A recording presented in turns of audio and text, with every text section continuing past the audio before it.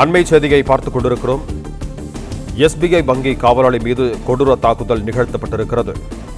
Chennai விருகம்பாக்கத்தில் SBI வங்கி காவலாளி மீது கொடூர தாக்குதல் நடத்திய நபர்களால் அதிர்ச்சி ஏற்பட்டிருக்கிறது.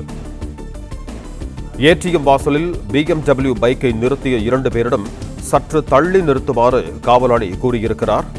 காவலாளி கூறியும் பைக்கை ஓரமாக நிறுத்தாமல் ஏடிஎம் வாசலில் 2 பேரும் நிறுத்தி சென்றிருக்கிறார்கள். சென்னை விருகம்பாக்கத்தில் எஸ்பிஐ வங்கி காவலாளி மீது கொடூர தாக்குதல் நடத்திய நபர்களால் அதிர்ச்சி ஏற்பட்டிருக்கிறது.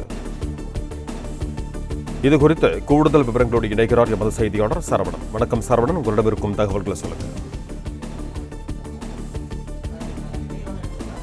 சென்னை விருகம்பாக்கத்தில் எஸ்பிஐ ஏடிஎம்னுடைய காவலாளி மீது இந்த தாக்குதல் சம்பவம் நடந்திருக்கிறது.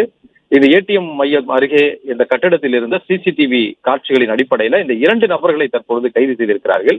ஏன் இந்த காவலாளியை தாக்குதல் நடத்தினார்கள் என்பது குறித்த விசாரணையில சென்னை விருகம்பாக்கம் பகுதியில ரங்கநாதன் என்பவர் ஒரு எஸ்பிஐ ஏடிஎம்னுடைய அந்த வங்கியினுடைய காவலாளியாக பணிபுரிந்து வருகிறார். நேற்று முன்தினம் இந்த வழக்கம் போல அவருடைய வங்கியில் அவர் பணியில் அந்த வங்கி ஏடிஎம்மில் பணியில் ஈடுபட்டிருந்த பொழுது வழக்கமாக ஏடிஎம் மையத்திற்கு வரக்கூடிய வாடிக்கையாளர்கள் வருவது பணம் எடுத்து செல்வது போன்றதற்கும் வரக்கூடியவர்களுக்கு தொந்தரவு இருக்கக்கூடாது என்பதனால இந்த காவலாளி இங்க வரக்கூடிய வாகனங்களை எல்லாம் அப்புறப்படுத்துவது அல்லது வரக்கூடிய நபர்களிடம் ஓரமாக வாகனங்களை நிறுத்த சொல்வது என கூறுவார். அதே போன்று 2 நபர்கள் BMW ரக இருசக்கர வாகனத்திலே வந்திருக்கிறார்கள். அவர்களிடம் அந்த இருசக்கர வாகனத்தை அவர்கள் வழியில் நிறுத்தியதனால ஓரமாக நிறுத்த சொல்லியிருக்கிறார். ஆனால் அவர்கள் அவ்வாறு நிறுத்த முடியாது என கூறிவிட்டு காவலாளியை ஒருமையில் பேசிவிட்டு அவர்கள் ஏடிஎம் மையத்தில் சென்றிருக்கிறார்கள். அவர்கள் மீண்டும் திரும்பி வருவதற்குள் காவலாளி ரங்கநாதன் அந்த இருசக்கர வாகனத்தை சற்று எடுத்து ஓரமாக நிறுத்துவதற்கு முயன்றிருக்கிறார். அப்பொழுது ஆத்திரமடைந்த அந்த நபர்கள் 2 பேரும் வெளியில் வந்ததை நேரில் பார்த்துவிட்டு காவலாளி ரங்கநாதனை சரமாரியாக தாக்கியிருக்கிறார்கள்.